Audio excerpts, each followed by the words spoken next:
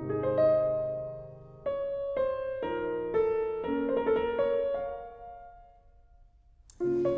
vais vous parler d'Uranus, pour vous parler du Verseau. Et pour ça, je vais dessiner mon thème et vous expliquer comment j'ai vécu les différentes expériences d'Uranus à travers mon thème. Donc pour en parler expérimentalement. Ici, j'ai mon Uranus. Ici, c'est l'ascendant. Je l'ai moi en Scorpion. Là. Ici, j'ai Soleil, Mercure, ici Vénus, ici Jupiter, et j'ai Mars et Saturne. Ouais. Voilà. Donc ça fait du monde, tout le monde est rassemblé ici. Et voilà, ça c'est mon amas planétaire. Et Uranus qui est pile en face. Alors en fait, il est en face particulièrement de Vénus, enfin de cette partie de l'amas planétaire. Alors voilà. Alors toute mon histoire, elle s'est passée par le fait, quand Uranus est arrivé ici sur mon ascendant. Arrivant sur mon ascendant, là, je tombe sur Krishnamurti. Je tombe sur Krishnamurti face à la vie. Et là, c'est la révolution. Là, je vis vraiment la révolution. Bon, ça, c'est face à la vie. Donc, il me dit, regarde ta vie, mets-toi face à ta vie, regarde-toi, observe-toi. Et c'est la renaissance. Il parlait de renaissance. Moi, c'est Krishnamurti qui me donne la renaissance. À 19 ans, là, j'ai 19 ans, j'ai juste 19 ans. Et je lis Krishnamurti, et c'est tellement fort que tout ce que j'ai vécu avant, c'est comme si je n'ai pas encore existé. Je commence, j'ai 0 ans. Je commence, c'est Krishnamurti qui arrive. Il rentre dans ma vie, et tous les jours, je le lis. 1, 2, 3, 4 livres. Alors le plus important, c'est la révolution du silence. Et je le bois, je le vis, et pendant 7 ans. Pendant 7 ans, je suis avec Krishnamurti. Et en fait, ces 7 ans, c'est les 7 ans d'Uranus qui va se déplacer encore pour arriver ici, à peu près. Et en fait, ici, il se retrouve en trigone par rapport à lui-même. Et il se retrouve à cet endroit-là. Alors maintenant, je le mets ici. Quand il arrive ici, c'est en 88. Là, c'était en 81. Et en 88, je l'écris, il y a aussi Saturne ici. Il y a aussi Saturne. Ils se rencontrent tous les deux là. Et là, alors là, Uranus qui arrive au sextile parfait de ma Vénus et en conjonction avec Uranus, là, je vis une illumination. Et cette illumination, c'est le résultat de ces 7 années passées avec Krishnamurti. 7 années à vivre Krishnamurti. Et là, je vis une explosion de conscience, et c'est comme la floraison de la graine que m'avait offerte Krishnamurti. Krishnamurti qui pour moi est le précurseur de l'âge nouveau, l'ambassadeur de l'âge nouveau, l'envoyé de l'ère du Verseau, donc instructeur du monde, vous savez certainement. Et alors là, illumination. Alors, et dans l'illumination, c'est ça la chose incroyable, c'est que moi aussi, comme Patrick, je tombe, et on voit qu'il est un peu vieux le livre, parce que c'est vraiment celui-là, en 88, je tombe sur ce livre dans une bibliothèque ésotérique, pareil. Je me retrouve pendant le temps de l'illumination, qui a duré à peu près une semaine, même dans un état incroyable, indescriptible. Et je tombe sur ce livre, et je l'ouvre, et je tombe directement, sans le faire exprès, sur Uranus. Sur Uranus, je lis Uranus, et en lisant Uranus, je prends conscience que ce que je viens de vivre, ben, c'est Uranus. Cette illumination, c'est Uranus. Alors, je rentre chez moi avec ce livre, et là, c'est encore comme Patrick, je suis illuminé par le livre. Je me dis, c'est incroyable ce livre. Alors je le lis, en un jour je le lis. Parce que je ne peux pas m'arrêter de le lire tellement qu'il est beau, tellement qu'il est grandiose. Et quand j'ai fini le livre, je sais que je suis astrologue. Ah, je sais que je suis astrologue. Je sais que je suis astrologue, que je serai astrologue. C'est radical, c'est comme ça. C'est pas demain, c'est aujourd'hui, je suis astrologue.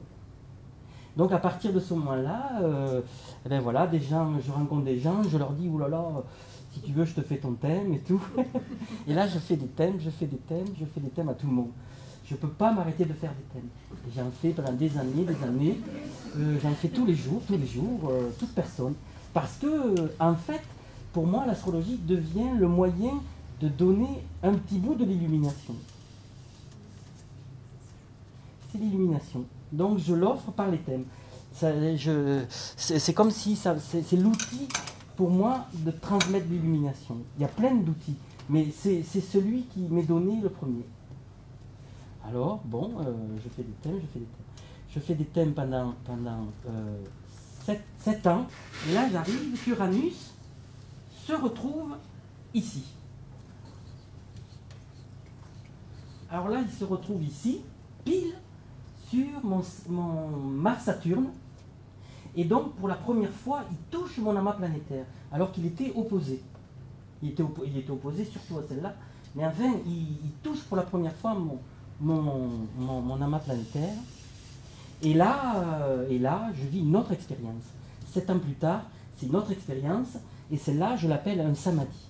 Je ne sais pas si vous connaissez le samadhi ou le satori. Ça, c'est des termes orientaux. Hein. Et là, c'est la mort. C'est l'expérience de la mort. Et pourquoi? Parce que pendant ce temps, Pluton qui était ici, Pluton il était ici, Pluton il était là, et je vais le mettre P, et entre-temps, lui, il était arrivé ici. Alors, Pluton, lui, il joue le rôle de la mort.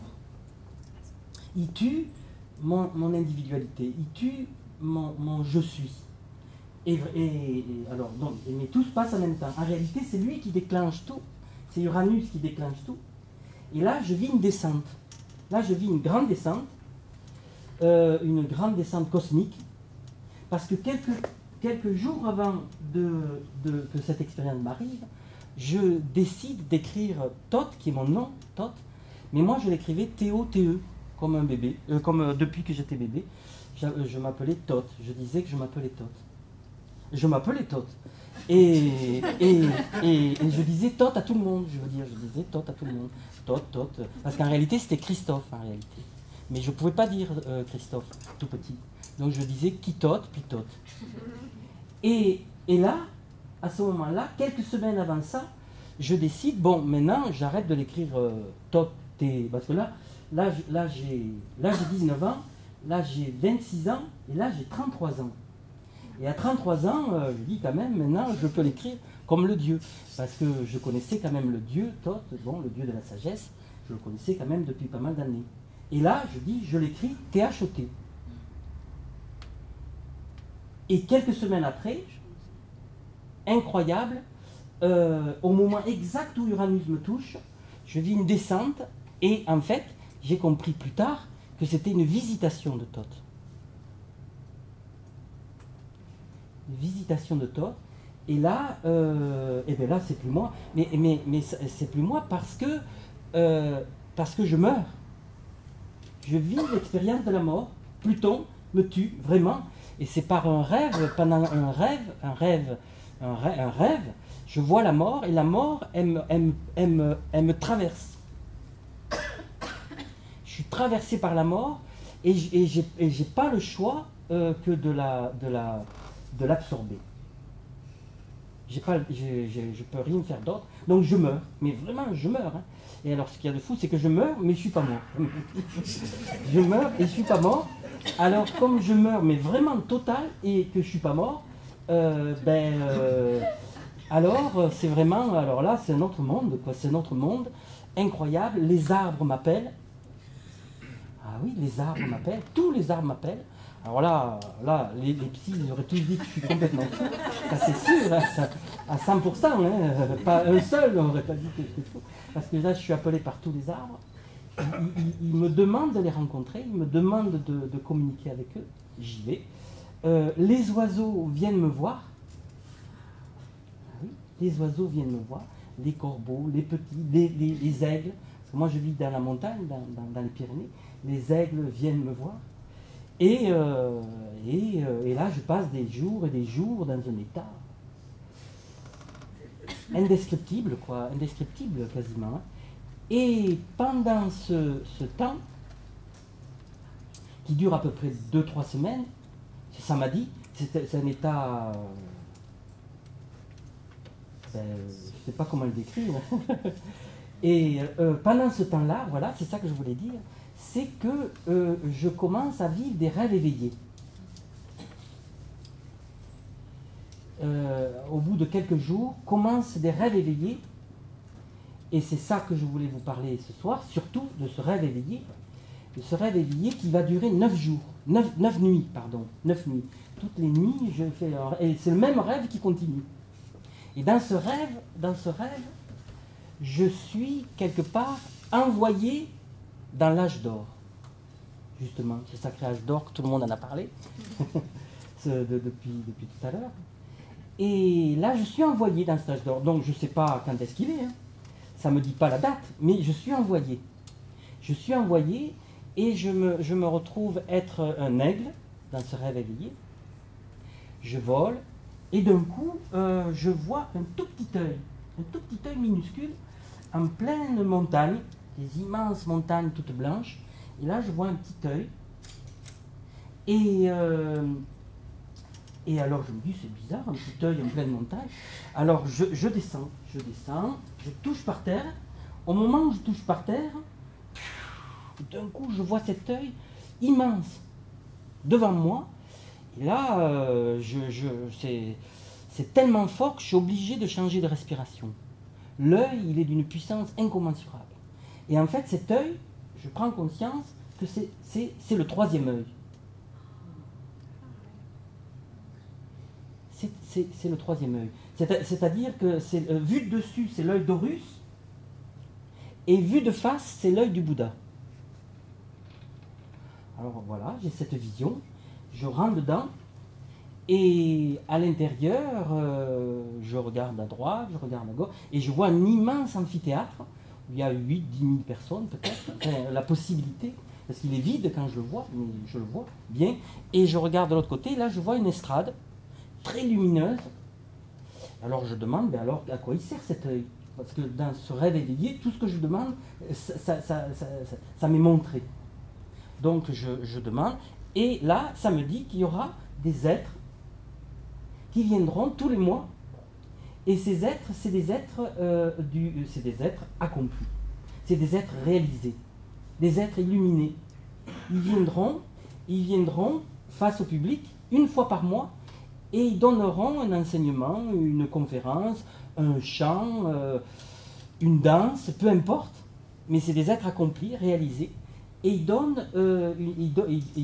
ça à la collectivité, mais pas qu'à la collectivité, ils donnent ça à tous les enfants de la planète. Parce que je prends conscience que ce lieu est un lieu qui s'appelle le Centre international d'éveil à la conscience planétaire. On a parlé tout à l'heure de la conscience planétaire, c'était presque le niveau le plus haut, là-haut, parce qu'il y avait la conscience régionale, puis nationale, puis planétaire. Bon. Et bien justement, là, ce lieu, il s'appelle le Centre international d'éveil à la conscience planétaire. Et ce lieu, il est fait pour que tous les enfants rentrent dans la conscience planétaire, vivent la conscience planétaire, se développent et grandissent en tant qu'enfants de la planète, frères de tous les enfants de la planète. Et à partir de ce moment-là, ben voilà, ce moment-là, une fois par mois, c'est qu'une fois par mois, c'est télédiffusé dans toutes les écoles du monde. Toutes les écoles du monde reçoivent l'enseignement d'un être éveillé, illuminé. Donc les enfants voient quel est l'objectif de l'éducation. Et l'objectif de l'éducation, c'est de se réaliser, c'est de s'accomplir soi-même. Donc pas de suivre le Bouddha, le Christ, Krishna, Allah, ça c'est passé, c'est les religions. Maintenant, il y a des êtres éveillés, maintenant, illuminés, maintenant. Et il y en a quelques milliers sur la Terre, maintenant là. Je le sais, quand je l'ai vécu, je le savais. Quand j'ai vécu, je le sais toujours. Hein. Il y en a quelques milliers sur la Terre, et ces êtres, ils attendent qu'eux à être, à faire leur mission. Hein.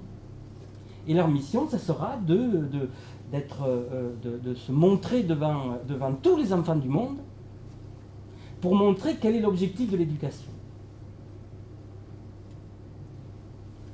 Alors là, c'est le début de l'âge d'or. Là, c'est le début de l'âge d'or parce que c'est des êtres de toutes les religions, de tous les métiers, de toutes les nations. Peu importe qui ils sont des êtres accomplis. Alors, les enfants, ils voient un être accompli sous une multitude de formes, puisqu'ils en voient tous les mois. Alors, ils ont l'attirance vers ça, et donc, très vite, les enfants, en quelques décennies, tous les enfants vont vers la réalisation. Et c'est ça que j'appelle l'âge d'or.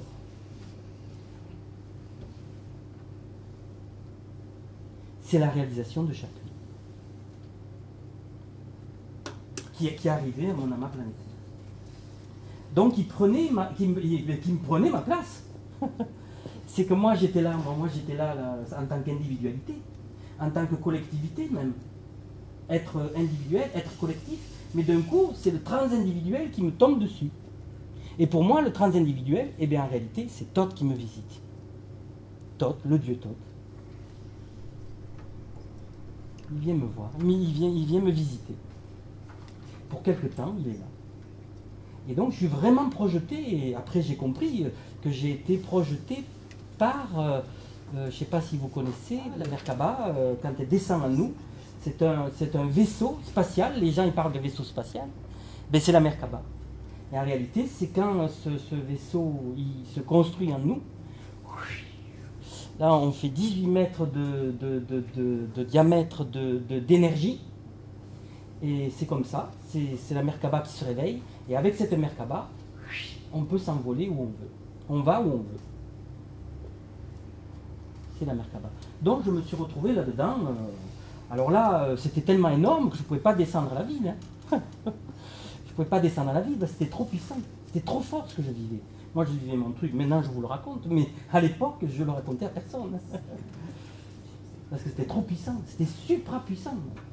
Et donc là j'ai compris qu'est-ce que c'était Uranus. L'Uranus dont parlait Charles-Étienne Bouga. Parce qu'il explique ce que c'est Uranus, très précisément.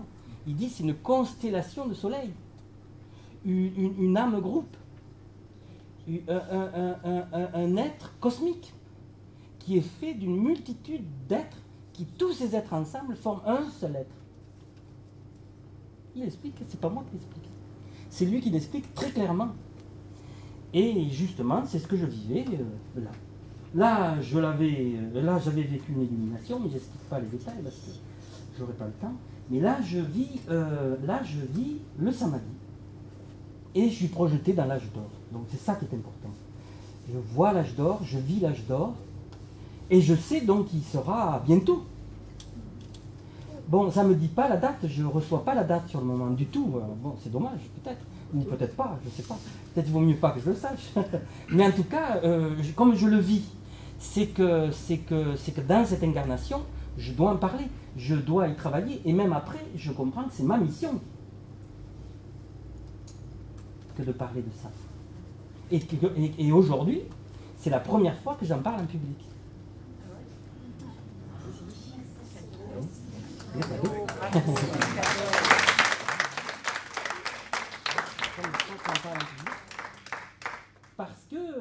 Parce que c'est tellement énorme qu'on ne peut pas en parler comme ça. Hein. Il faut être prêt. Et j'étais pas prêt. Et parce que ça m'est arrivé là en 96. 96, quelqu'un en a parlé aussi de 96. C'est toi qui as mis 96. Oui, c'est le moment où on a découvert le centre galactique. Ah, et tu vois. Pluton est rentré dans le Sagittaire. Voilà. Et le centre galactique, et bien moi je vis la galaxie. On découvre le centre galactique, moi je vis la réalité galactique. En 96. Et vous vous rendez compte, maintenant on est... Le galactique, c'est un constellatif, c'est l'union de notre galaxie, et donc c'est un collectif de soleil. C'est ça, c'est un collectif de soleil. C'est pour ça, c'était plus moi. C'était plus moi. D'un coup, la collectivité me tombe dedans par un être, et c'est un être en réalité, mais cet être, c'est un être collectif. Il englobe une multitude d'âmes, toutes ces âmes ensemble, c'est un seul être. C'est comme ça. Et là, je comprends qui c'est vraiment Uranus. Alors là, je le comprends vraiment. Je l'avais déjà compris avant, mais là, je fais plus que le comprendre. Il m'est descendu dedans, dans la matière. C'est physique. Voilà. Alors un autre truc très intéressant, je voulais parler ce soir, c'est les croix. Les croix, alors les croix de Vouga. Les croix de Vouga, qui pour moi sont le cœur de l'enseignement de l'astrologie. Croix de Vouga, alors il y a la croix cardinale par exemple ici, alors faite avec le bélier, le cancer, là la balance. Je me trompe. Ça c'est le lion. Bon, je ne trouve pas. Et le Capricorne. Ça y est, je ne vais pas savoir le faire. T'as qu'à mettre les lettres. Tu veux que je le fasse? Oui, ça me vient pas. Allez, tu parles et je le fais. Allez, c'est voilà. Ah voilà, c'est ça, c'est la balance. Ah voilà, le Capricorne. Là, le taureau. Voilà, le scorpion, le lion, le verseau. Et là, la croix mutable, Gémeaux, Sagittaire, Vierge, Poisson. Et Poisson. Voilà, là on a tout le monde. Ça va? Ah là c'est parfait. Là on a tout le monde. Ça c'est les croix. Et alors, ça c'est les croix que Vouga explique d'une façon magistrale. Alors il nous dit la croix cardinale, c'est celle qui démarre avec le bélier, avec la puissance de Mars. Donc tout le monde sait que Mars est le maître du bélier. Et Mars vient réveiller l'inconscient personnel du cancer, le faire monter à la balance, on en prend conscience, et le matérialiser là-haut au Capricorne. Et en fait, cette croix, c'est celle qui va nous amener à passer de l'âge de l'enfance à l'âge adulte. Donc c'est une croix simple mais fondamentale parce que on se verticalise, on devient un être adulte. C'est l'homme réalisé. Celle-là qui commence en bas, mais c'est Vénus qui est quand même concernée. Là, c'est la croix de l'action. Là, c'est la croix de l'amour. Et là, ça démarre avec le lion qui va ici dans le scorpion au verseau, et du verseau au taureau. Alors là, qu'est-ce qui se passe? Eh bien, c'est Vénus qui va grandir, et Vénus, c'est le cœur, et c'est le cœur qui s'épanouit. C'est le cœur qui grandit toujours plus, par le fait de traverser le scorpion, donc les transformations. C'est l'ego qui se transforme en mourant dans le scorpion. Il meurt et il aboutit dans le verseau. Et dans le verseau, justement, le petit lion qu'on était au début, on devient Uranus. L'amour universel. On devient l'Uranus, l'amour universel. Du petit amour, on arrive à l'amour universel, l'amour cosmique. On devient un Uranus. Ici, on est un soleil. Donc cette croix, c'est pour nous faire devenir des Uranus. Donc c'est la croix du Verseau, c'est la croix de maintenant. Celle-là, elle a déjà été vécue, celle-là, c'est celle qu'il faut vivre. C'est la croix christique. La croix christique, la croix qui amène l'homme à devenir un être divin. Là, on devenait un être humain réalisé, accompli, là-haut. Ici, on est un être humain, on est une divinité. Donc c'est la croix fondamentale, elle est au centre. Et l'autre travaille en même temps, mais elle travaille ici avec le Sagittaire, le feu du Sagittaire, qui va dans le Poisson, et qui va transformer notre inconscient cosmique. Là, c'était personnel, ici, c'était collectif, et ici, c'est cosmique. Donc là, elle travaille sur des réalités cosmiques. Et cet inconscient cosmique descend dans le Gémeaux. Là, on canalise dans le Gémeaux, on reçoit les informations des mondes cosmiques, et ça se manifeste dans la Vierge. Et la Vierge qui représente le corps illuminé. Si on accomplit cette croix, on devient un être illuminé. Si on l'accomplit complètement, c'est les grandes initiations cosmiques, et c'est cet axe-là de la mer divine qui représente ces grandes initiations cosmiques. Poisson, Vierge. Et la France a une âme poisson et Paris une âme vierge. En plus. Donc le lien avec la France qui a un lien vraiment avec cette croix extraordinaire, et c'est la croix de l'esprit. C'est la croix de la conscience qui grandit et qui illumine le corps. Et donc le but, c'est pas l'intelligence, le but c'est le corps qui devient christique. Illuminé. Chaque cellule du corps s'illumine, et c'est pour ça que Mercure est exalté dans la Vierge. Le temple de l'esprit. Temple de l'esprit, ouais. Le temple de l'esprit. Voilà, alors ça c'est les croix de Vouga, mais j'ai encore un peu de temps. Oui. J'ai peur parce que... Oui, en fait, c'est le croix. Aussi, ouais, je sais, tu en as parlé, c'est très intéressant. C'est bien art de vie. Mais je veux là aujourd'hui parler d'autre chose, et de parler des croix maintenant selon les maîtres indiens. Parce que les maîtres indiens en parlent, Joel Kuhl en parle. Joel Kuhl, il est ici. Parce que justement, j'ai amené les livres fondamentaux, et celui-là, il m'arrive justement au moment du Samadhi, astrologie ésotérique. Là, je rentre en contact avec les maîtres, avec les êtres cosmiques, dont lui, il parle de tous ces grands êtres cosmiques. Là-dedans, ça parle de tous les grands êtres cosmiques. Alors, il faut le lire quelques fois pour comprendre tout, hein, parce qu'il y a du monde là-dedans. Hein. Il y a vraiment des grands êtres cosmiques. Et donc, ces maîtres indiens, ils ont une connaissance de l'astrologie extraordinaire, mais qui n'est pas la même que celle de chez nous, qui est pas la même, qui est complémentaire, qui est différente. Et du coup, ils parlent des croix différemment. Mais ça, c'est très important parce que beaucoup de gens peuvent tomber dans l'ambiguïté par rapport à ces deux formes d'explication des croix. Alors, parce que là, il y a encore la croix cardinale, puis la croix fixe et la croix mutable. Bon, je les ai expliqués selon la vision occidentale. Donc de Vouga et de Sénart aussi. Alors Sénart, si vous n'avez pas lu Sénart, il faut absolument lire Sénart si vous adorez l'astrologie. Sénart, c'est fantastique, elle parle de toutes les astrologies de tous les temps. Indienne, égyptienne, chaldéenne, voilà, enfin donc c'est un livre extraordinaire. Et là, c'est les croix selon les maîtres de l'Himalaya et les maîtres du sud de l'Inde. Alors eux, ils disent que la croix mutable est en bas. Mais pourquoi? Parce que, alors je l'ai mis pareil de toute façon, hein, mais la croix, là, ils la mettent en bas, et pour eux, cette croix, elle est donc reliée au deuxième chakra. Eux, ils les mettent dans les chakras. Parce que pour eux, le mot zodiaque, ça se dit Rasi Chakra. Donc le zodiaque, pour eux, c'est les chakras. C'est-à-dire des centres d'évolution et d'épanouissement.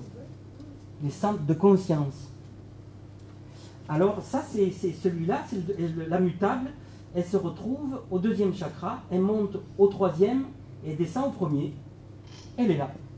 Alors là, ils expliquent, eux, que quand on est dans la croix mutable, c'est qu'on est dans la personnalité. Donc c'est pour ça que c'est une toute autre vision que celle que j'ai parlé tout à l'heure. Et c'est important de le savoir pour comprendre et pas se tromper entre les croix.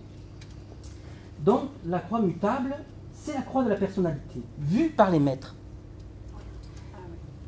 Les maîtres de l'Himalaya et les maîtres indiens. Après la croix fixe, c'est la croix du cœur, elle est dans le cœur. Donc là, c'est la même. Parce qu'elle est au cœur, donc elle est centrée, c'est la même, et il l'appelle la croix du disciple.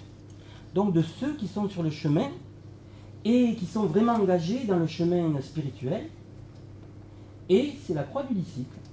Donc du disciple qui va passer la croix des initiations. Là, il n'y a quasiment que des pré-initiations, là, il y a les grandes initiations qui commencent. C'est la croix fixe, qui va faire passer du Lion, donc, comme je l'avais dit tout à l'heure, au Soleil, à Uranus. Alors c'est celle-là qui nous concerne énormément puisqu'on est dans l'ère du Verseau.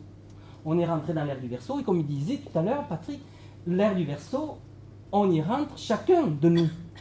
Il n'y a pas de date en réalité. C'est chacun de nous qui y rentre au moment où il y rentre. C'est tout. Et plus il y aura du monde qui sera rentré dedans, plus on sera dans l'ère du Verseau. C'est tout. Mais c'est à nous d'y rentrer. C'est à nous d'y rentrer.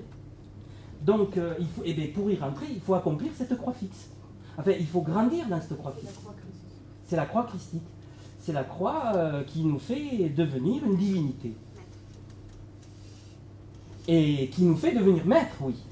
Parce qu'en haut de cette croix, quand cette croix est accomplie, on devient un maître. Et quand on devient maître, on passe dans la croix cardinale.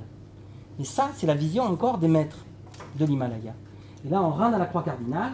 Et la croix cardinale, vue par les maîtres, elle est encore dans les chakras. Elle n'est pas dans le zodiaque comme ça. Sinon, on ne peut pas la comprendre. Elle est dans les chakras. Et ça, c'est super important. Elle est dans les chakras. Et là, la croix cardinale, là, elle est dans le troisième œil. Ici, c'est le troisième œil. Là-haut, c'est le Brahmarandra, c'est la fleur aux 1000 pétales, donc le chakra coronal. Et ici, c'est la gorge. Donc, quand on est dans cette croix, le plus bas niveau de notre être, c'est la créativité. Notre centre de conscience, c'est la volonté divine. Donc, voilà, là, ça s'appelle la croix des maîtres, la croix de l'instructeur. Là, on est un être ordinaire, là, on est un disciple, là, on est un instructeur. Et voilà, on monte toujours plus haut. Donc, ces croix, c'est vraiment intéressant, mais quand on les comprend par les chakras. Il y a un renversement, en fait. Parce qu'entre l'Occident et l'Orient, il y a un renversement et un échange. Voilà, mais c'est comme quand on regarde un 6 là, de l'autre côté, c'est un 9. Voilà. Bon, alors là, tout est... L'arbre de vie, elle se renverse et... Ouais. Mais voilà, là c'est l'homme, c'est vraiment l'homme, et on sait que le bélier, il est là. Et le bélier, c'est la tête, ça on le sait. Et le poisson, il est là, et le poisson, c'est les pieds. Bon, mais là, c'est l'homme, Donc, c'est pas le zodiaque. C'est l'homme, c'est dans le corps de l'homme. Donc, je trouve que ces croix, c'est vraiment intéressant de comprendre et d'arriver à se situer. Alors, un autre truc qui est très important, c'est que les maîtres disent que tous ceux qui resteront là seront enlevés. Ouais. Donc, ça veut dire qu'il faut vraiment passer dans le deuxième, là, être disciple, c'est-à-dire être un être de cœur, un être d'amour, un être de foi, un être de connaissance, pour rester dans l'âge d'or. Ceux qui resteront là, ils seront enlevés de l'aura de la terre. Ça, c'est les prophéties des maîtres de l'Himalaya. Donc c'est très important de comprendre ces croix et de savoir où on se situe dans ces croix. C'est l'histoire des croix. Et le dernier point que je voulais expliquer, il n'y a plus de trucs, tant pis. Le dernier point, c'est l'astrologie galactique. Donc je suis tombé aussi sur l'astrologie galactique suite à mon samadhi, normal, puisque j'étais parti dans la galaxie quelque part. Et bon, donc c'est un livre, je voulais dire, qui est très important quand même. Et c'était pour rebondir sur le fait que moi, le fait d'avoir vécu l'astrologie de cette façon-là, je ne pratique pas l'astrologie ni comme Vuga, ni comme Rudyard, ni comme les autres astrologues. Je la pratique par le fait d'avoir vécu Krishnamurti, vraiment, et d'avoir rencontré l'astrologie. Et le mélange des deux fait que l'astrologie que je pratique, je l'appelle l'astrologie de l'éveil. L'astrologie de l'éveil, l'astrologie de la réalisation. Parce que pour moi, la seule chose importante, c'est pas ce qui va nous arriver, Vénus, Mars, Jupiter, tout ça. C'est quand Uranus, Neptune, Pluton va en conjonction rencontrer une petite de nos planètes, donc Mercure, Soleil, Vénus, une de nos petites planètes, pour nous éveiller. Donc pour chacun de nous, avec les thèmes, c'est tout le temps différent. Mais arrive un moment où Uranus il touche une petite planète, et là c'est l'opportunité de se réveiller. Ça ne veut pas dire que la personne elle va se réveiller. Hein. C'est l'opportunité, et en tant qu'astrologue, c'est le devoir de dire là et la possibilité de l'éveil.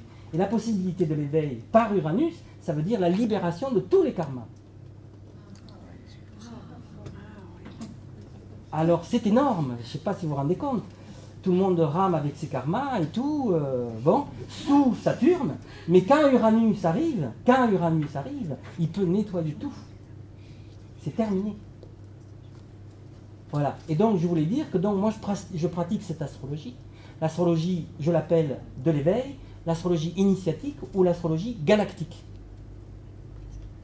Et donc, du coup, les gens qui viennent à moi sont ceux qui sont dans la croix fixe et qui veulent monter même à la croix cardinale.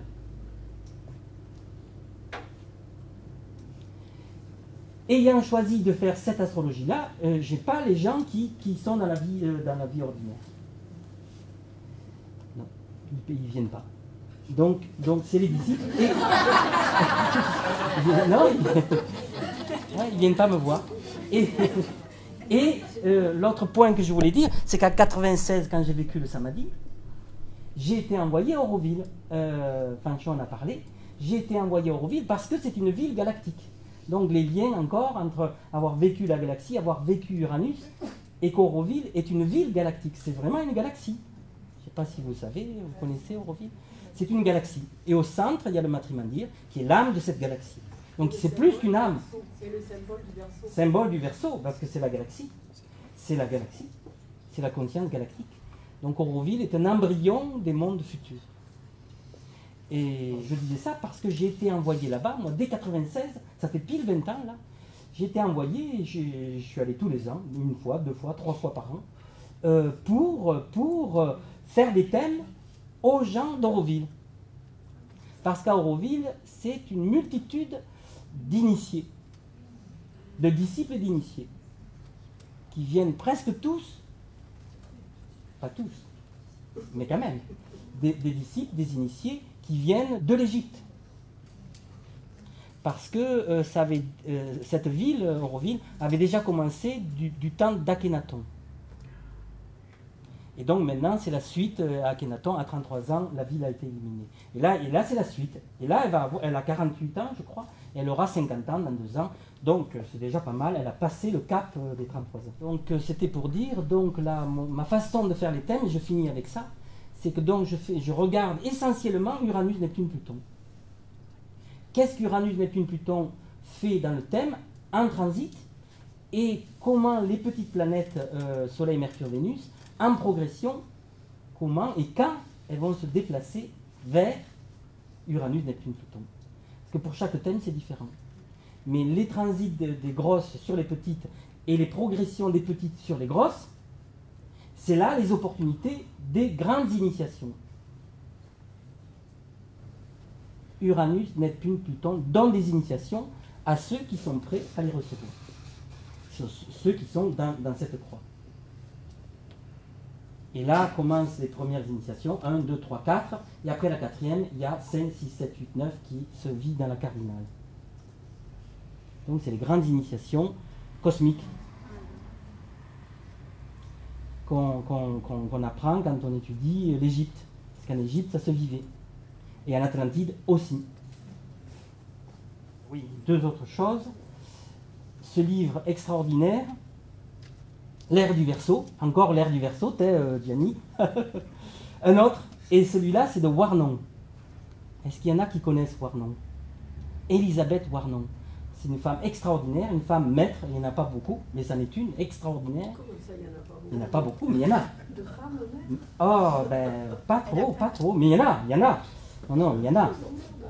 C'est la plus forte. Il y en a. Pas trop. C'en est une, et elle a écrit donc ce livre extraordinaire. Bien sûr, Blavatsky, Alice Bailey, et tout ça, bien sûr, c'est extraordinaire. Et là, Warnon qui écrit L'ère du Verseau, et c'est un livre elle a canalisé le maître Jupiter. Alors, tu vois, Jupiter, le maître Jupiter de l'Inde. Livre extraordinaire. Donc, c'est pas elle qui parle, c'est le maître Jupiter. Le maître Jupiter, si vous lisez Alice Bailey, donc Astrologie ésotérique, vous apprenez qu'il est le maître depuis des centaines de milliers d'années de toute l'Inde. des centaines de milliers d'années. Le maître Jupiter. Le grand maître Jupiter. Et celui-là, livre alors, qui est aussi extraordinaire, Astrologie spirituelle. Et ce livre, il est essentiel pour ceux qui connaissent celui-là. Alors bon, ça dépend si vous le connaissez ou pas. Bon, mais voilà, bon, c'est pas grave. Ça, c'est astrologie ésotérique. Mais si on veut pratiquer l'astrologie ésotérique ou spirituelle, il faut ce livre-là. Parce que ce livre-là, c'est la pratique de l'astrologie spirituelle. Celui-là, c'est le lien entre l'astrologie et la science des rayons. D'ailleurs, il s'appelle Astrologie ésotérique, mais c'est le livre des rayons. Parce qu'il a écrit 3 ou 7 livres sur les rayons, je ne sais plus, c'est 3 ou 7. Et celui-là, c'est un des livres de la science des rayons. Mais celui-là, c'est le livre d'astrologie spirituelle, et qui complète celui-là, et qui donne toutes les techniques pour accomplir ce qui a été dit dans celui-là. Enfin voilà. Donc c'est astrologie spirituelle. Et c'est parce que je connais le maître qui transmet cet enseignement. Il est encore vivant, il s'appelle Kumar. Et derrière lui, il y avait Krishnamacharya. Et Krishnamacharya a écrit ce livre. Et il y a le DVD là. Et il y a le DVD, ouais, on a un DVD qu'on a fait à Paris avec Fanchon. Fanchon y est dedans. Et là, on avait fait un DVD pour faire l'union de l'astrologie occidentale et orientale. Que c'était pour la rencontre de Rudyard, de Vuga et des maîtres indiens. Parce que tout le monde, là, sur Internet, critique l'astrologie tropicale, vous devez être conscient de ça, l'astrologie tropicale, qu'elle est fausse, l'astrologie sidérale, c'est la bonne, et les gens qui disent ça, ils ne savent rien à l'astrologie sidérale, parce qu'ils ne sont pas astrologues. Mais ils n'arrêtent pas de critiquer, du coup les gens ne comprennent plus rien, ils disent « Ah oui, l'astrologie tropicale, c'est pour presque les idiots, et l'astrologie sidérale, ça serait l'astrologie spirituelle. » Mais ce n'est pas vrai du tout, parce que par exemple, Krishnamacharya, qui est un des grands maîtres de l'astrologie spirituelle de l'Inde, se sert de l'astrologie tropicale. Et il sait qu'il y a des constellations autour, et les constellations envoient des énergies aux signes, les signes envoient des énergies aux planètes, et les planètes nous les envoient à nous. Ça descend, tac, tac, tac, tac, tac. Mais il n'y a aucune contradiction entre la tropicale et la sidérale. Et la sidérale, c'est les Indiens qui s'en servent le plus, parce que, bon, mais ils ont choisi de suivre la sidérale. Mais la tropicale, c'est simplement qu'on choisit le cadre référentiel de la Terre qui tourne autour du Soleil. Et voilà, la Terre qui tourne autour du Soleil. La tropicale, c'est je ne sais pas si vous l'avez compris, c'est de montrer où on est positionné par rapport à la Terre qui tourne sur elle-même. Ça, c'est les maisons. Tac, tac, tac, tac, tac, parce que tous les jours, ça tourne. Toutes les 24 heures, ça change les maisons. Et le Soleil, et la Terre autour du Soleil, et bien ça, c'est les signes. Donc, ça nous dit le signe et les maisons dans lesquelles on est. Donc, on se situe vraiment, grâce à l'astrologie, où on était vraiment. Et ce n'est pas de la blague, on est vraiment repéré. On est un endroit clair, net et précis. C'est celui-là qu'on utilise quand on veut se repérer en mer. Hein. Et oui, de toute façon, c'est le vrai zodiaque tropical, donc avec les équinoxes et les solstices, qui est fondamental. Fondamental. Que les astronomes également utilisent. Voilà. Je vais m'arrêter là peut-être. Merci beaucoup.